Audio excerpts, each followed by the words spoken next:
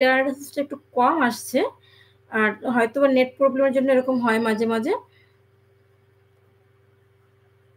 তারপরে আমি তো বলছি আমার তোমরা দেখার চেষ্টা করো এবং আমি বলছি সেখান থেকে একটু চেষ্টা করো। আচ্ছা এখানে দেখো অ্যাসাইনমেন্ট, ছক পূরণ, প্রশ্ন উত্তর, সমূল্যায়ন, তথ্য সংগ্রহ এবং পর্যবেক্ষণ। এখন এখানে যেটা তোমাদেরকে করতে হবে সেটা হচ্ছে প্রথমে যে অ্যাসাইনমেন্ট আছে, এই অ্যাসাইনমেন্টটা কয়টা পর্যন্ত লাইভ কয়টা পর্যন্ত লাইভ শেষ হবে? আমি আসলে আজ যেহেতু আমাদের সামনে সময় কম, আগামী কালকে থেকে আমরা সাবজেক্ট ওয়াইজ ডিসকাস করব, প্রশ্ন তৈরি করব এবং সেখান থেকে আনসার নেওয়ার চেষ্টা করব। প্রত্যেকটা ক্লাস ওয়াইজ, যেমন ষষ্ঠ শ্রেণী আলাদা, সপ্তম, অষ্টম এরকম। তো এজন্য আজকে আমি প্রশ্নের ধরনটা শেষ করে দিব। আরো ২ টা সাবজেক্ট আছে। শিল্প সংস্কৃতি ও আরেকটা সাবজেক্ট আছে শিল্প সংস্কৃতি। তাহলে এটা হয়ে যাবে এবং বাকি সাবজেক্টগুলো কিন্তু আমি গতকালকে আমি শেষ করেছি। তোমরা যারা এই ভিডিওটা দেখো নাই গতকালকে, সেখান থেকে দেখে নিও। কেমন?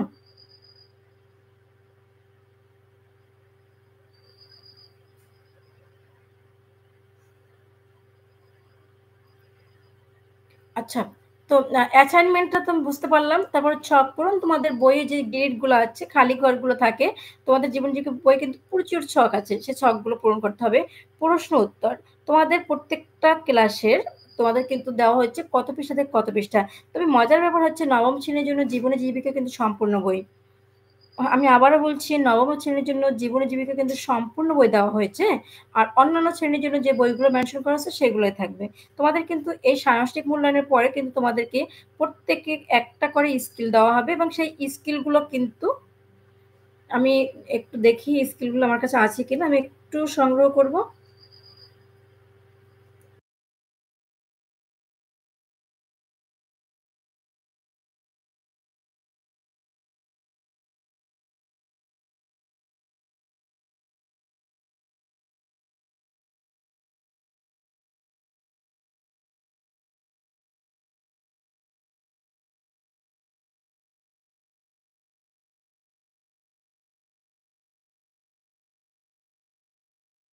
আ এখানে তোমাদের কিন্তু অনেকগুলো স্কিল দেওয়া থাকবে। সেই স্কিলগুলো কিন্তু তোমাদেরকে কাজ করতে হবে। সেটা এই কাজটা করতে হবে তোমাদের বাকি ৬ মাস। আর সেই স্কিলগুলোর ভেতরে অনেক জিনিস থাকবে। তোমরা তো শুনলে অবাক হয়ে যাবা যে কি স্কিল থাকতে পারে। আ একদম ক্ষুদ্র থেকে মাঝারি ধরনের বিজনেস তোমাদের সব করতে হবে নবম শ্রেণীর জন্য। তোমার যতটুকু সামর্থ্য আছে সে সামর্থ্য অনুযায়ী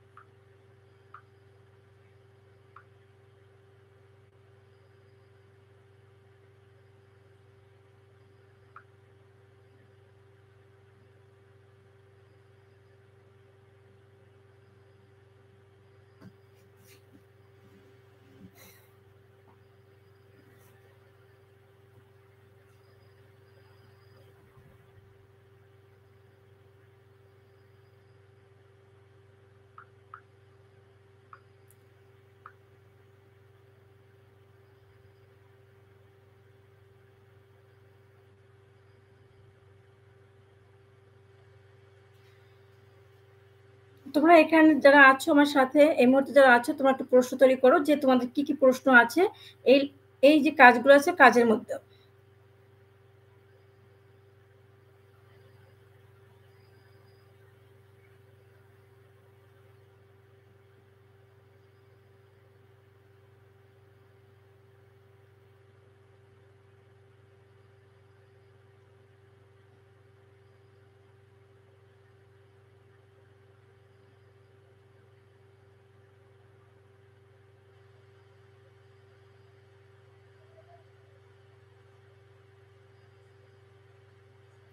ফিল্ড ওয়ার্কের মানে কি? ফিল্ড ওয়ার্ক হচ্ছে হাতে কলমে যে কাজগুলো করবা। যেমন তোমাদেরকে বলা হবে স্কুল থেকে তোমাদের প্রতিষ্ঠান থেকে তোমাদেরকে একটি তথ্য নেওয়া হবে, যেখানে তোমাদের প্রত্যেকের নাম থাকবে এবং তুমি বাড়িতে কোন কাজ করছো। যেমন তুমি যদি হাঁস মুরগি পালন করো, সেই হাঁস মুরগি পালন, তুমি যদি গরু পালো, তারপর তুমি যদি ছাগল পালো, অথবা যদি কম্পিউটার প্রশিক্ষণ করো, তুমি যদি গ্রাফিক ডিজাইন করো, তুমি যদি ফ্রিল্যান্সিং করো, এই ধরনের কাজগুলোকে তোমার কাজগুলোর উপরে তোমার একটা ডাটা নেওয়া হবে এবং সেই ডাটাটাই তখন আবার টিচাররা তোমার বাসায় গিয়ে সংগ্রহ করবে। এটাই হচ্ছে ফিল্ড ওয়ার্ক।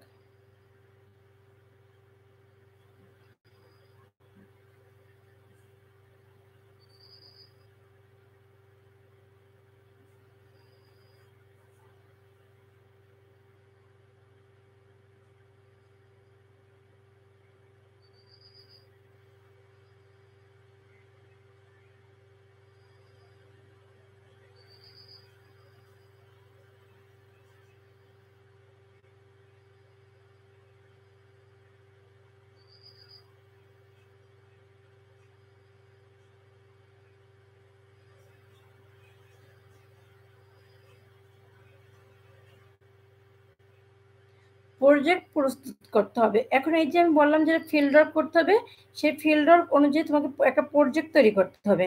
এখন প্রজেক্টটা কি হতে পারে? মনে করো তুমি ২টা মুরগি পালতেছো।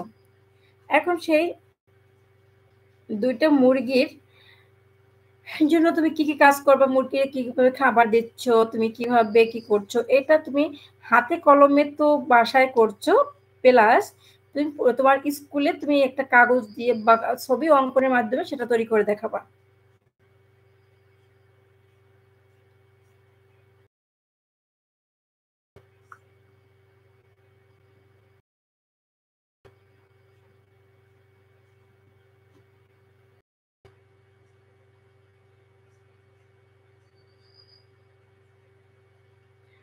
তো এখানে যেগুলো আছে একটু দেখো, এখানে কি আছে।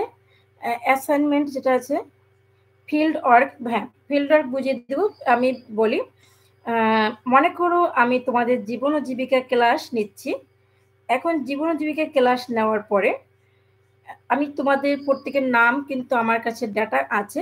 এখন এই ডাটা অনুযায়ী তোমার তথ্য নিলাম এবং তোমাদের প্রত্যেকের কিন্তু আর্থিকটা একই রকম না, আর্থিক কিন্তু এক একজনের এক এক রকম।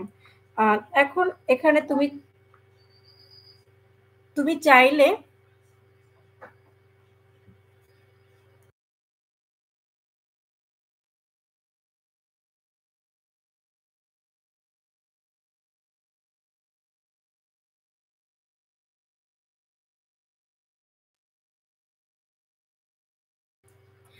তো সবাই কিন্তু আর্থিকটা একই রকম থাকে না। কারো আর্থিক ভালো আছে, কারো আর্থিক আবার খারাপ আছে। কেউ হয়তো একটা মুরগি কেনার সামর্থ্য আছে, আবার কেউ হয়তো একটা গরু কেনার সামর্থ্য আছে।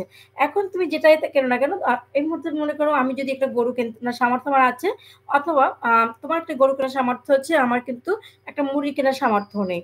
তো এই যে সামর্থ্য অনুযায়ী যেটা করা, যেমন আমি ছোট্ট একটা মুরগির খামার করব। তো এখন সেখানে এটা হচ্ছে আমার ফিল্ড ওয়ার্ক। তো আমি এই খামারটা যে তৈরি করব, খামার তৈরি করার জন্য আমার যে জিনিসগুলো দরকার সেটা হচ্ছে প্রজেক্ট। যেমন আমি ছোট্ট একটা দেশি মুরগির খামার করতে চাচ্ছি, তাহলে আমাকে মুরগিগুলো আটকে রাখার জন্য আমার একটা নির্দিষ্ট জায়গা দরকার হবে। দ্বিতীয়ত হচ্ছে মুরগির খাবার কেনার জন্য যথেষ্ট সামর্থ্য থাকতে হবে এবং মানসিকতাও থাকতে হবে। চতুর্থ হচ্ছে চতুর্থ হচ্ছে যে আমরা আমার মানসিকতা থাকতে হবে এটাকে টেক কেয়ার করার জন্য, এবং পঞ্চমত হচ্ছে এটাকে নির্দিষ্ট পরিমাণে মেডিসিন দিতে হবে। এই সবকিছুই হচ্ছে ফিল্ড ওয়ার্ক। এটা করার মতো সামর্থ্য থাকাটা হচ্ছে আমাদের ফিল্ড ওয়ার্ক করা, এবং সেই ওয়ার্কগুলো অনুযায়ী তোমরা তোমাদের টিচারের কাছে তোমাদের কাজগুলো জমা দিবে এবং তোমাদের টিচার স্কুল থেকে বা একটা টিম এসে তোমার কাজগুলো দেখবে। এই দেখার উপরে তোমাকে মূল্যায়ন করা হবে। এটাই হচ্ছে ফিল্ড ওয়ার্কের কাজ। হ্যাঁ, আজকের মতো শেষ করি। এইটা শেষ হওয়ার পরে আমরা শেষ করে দেওয়ার চেষ্টা করব। তো এটা তো আর শেষ হয়নি। একটু ওয়েট করো। আর যদি তুমি চলে যেতে চাও যেতে পারো। পরবর্তীতে রেকর্ডেড ভিডিওটা দেখে নিও, হ্যাঁ?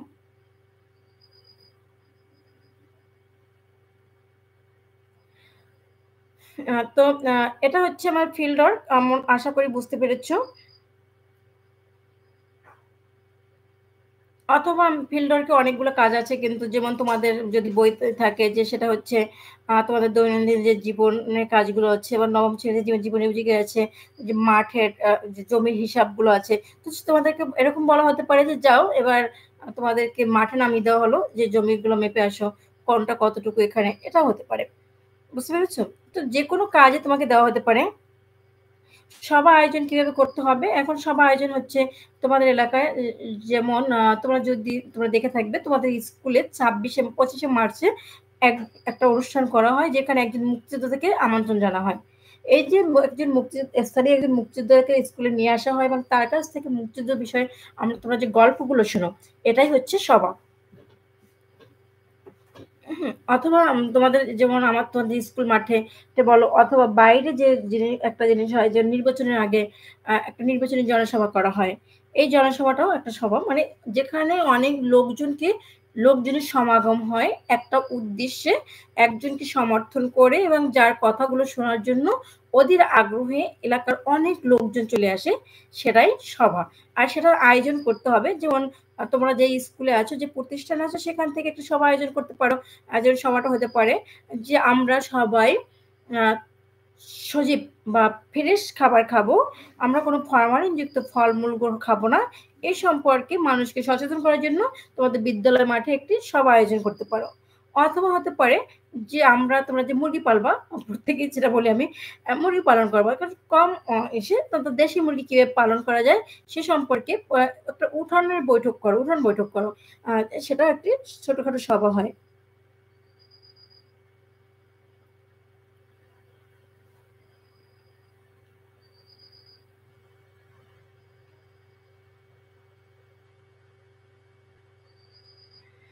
তো এটুকুতে কার কোনো প্রশ্ন আছে কিনা দেখো, যদি প্রশ্ন থাকে আমাকে প্রশ্ন করো।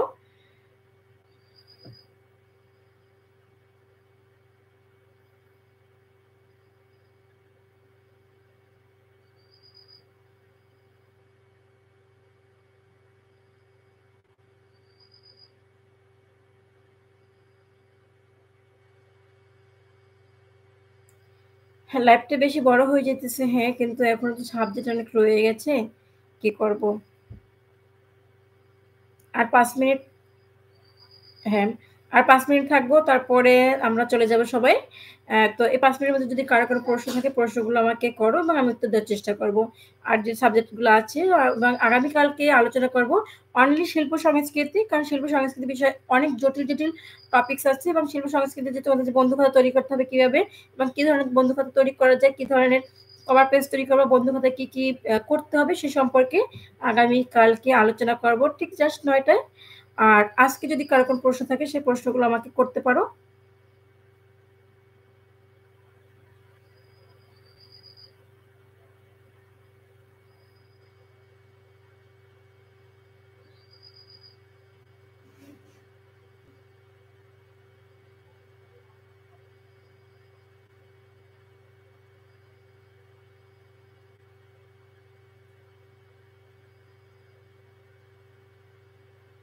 আশা করছি কারো কোনো প্রশ্ন নেই, তাহলে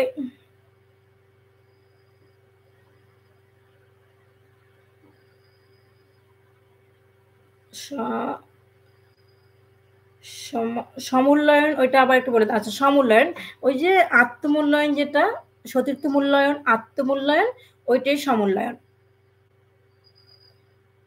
ঠিক আছে? যেটা সতীর্থ মূল্যায়ন, যেটা আত্মমূল্যায়ন, ওইটাই হচ্ছে সমূল্যায়ন। অর্থাৎ তুমি নিজেকে কতটুকু নিজে মূল্যায়ন করবা।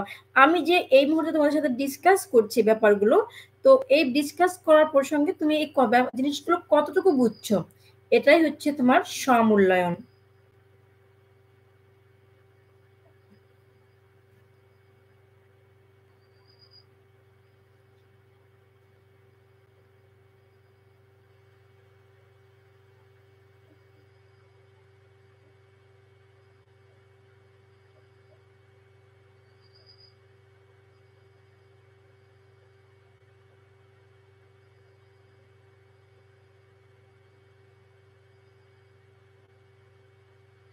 ঠিক আছে?